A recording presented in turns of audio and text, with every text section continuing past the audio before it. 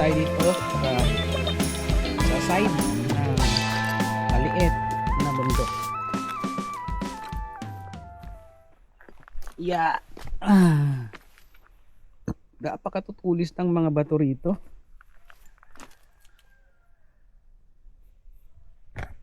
Napakatutulis. So magkamali ka lang ng isang step at nadulas ka, sigurado butas ang yung tuhod.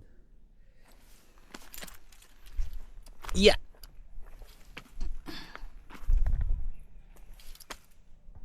Extend natin ng konti itong ano natin. Maganda yung view. Alright. Okay, lakad pa tayo. So we are still in the Wadi Kub. So medyo nagkandaligaw-ligaw nga po kami. So medyo nagkandaligaw-ligaw nga ako kahapon. Kasi sinusunod ko yung mapa hanggang sa nakapunta ko ng Wadi Kub Dam 4. Hanggang sa meron akong nakita na meet na lokal. Tinuro yung papunta rito. Sinabi niya sundan ko daw yung ilaw na kulay itim. Ilaw na kulay itim. Kulay pula, I mean. Ilaw na kulay pula na patay sindi. Pero hanggang sa meron na naman akong nakausap na isang Pakistani. Medyo hirap siyang magsalita ng English. So nag-uusap kami sa Arabic. Yung pinaka basic na Arabic na alam ko, ganun rin siya. Kasi ewan ko, na notice ko lang dito sa Al-Ain, hirap sila magsalita ng English. Kasi meron rin akong na-meet na Bangladesh. Dalaw sila, nagtatanong ako. Tinanong ko sa kanila, saan ho ba yung magandang camping site dito sa Wadi Kub? Sinasagot nila ako na hindi raw sila marunong mag-English. So ayun, buti na lang may na-meet ako na lokal at saka meron isang Pakistani. So yung Pakistani, hinatid talaga ako rito. No? So nakasasakyan siya ng pickup. Tapos hinatid ako mismo dito sa Wadi Kub camping area. So ang ginawa ko is binigyan ko na lang siya ng pera, napakakonting halaga nun. Tapos meron akong cup noodles tsaka ano pa ba yung binigay ko?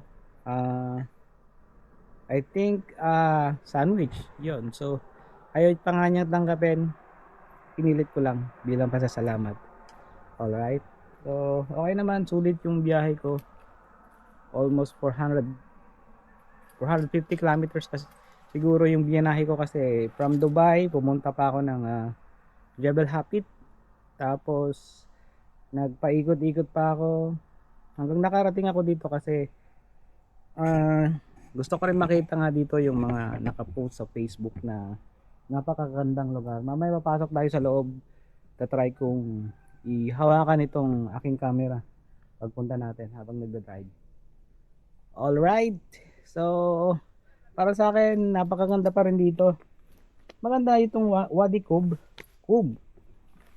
But mas maganda kapag may mga kasama ka para mas enjoy, di ba?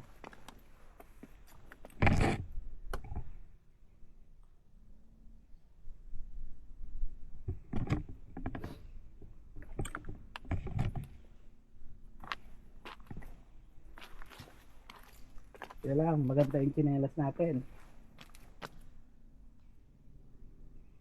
Sponsored by Algeros. Charot!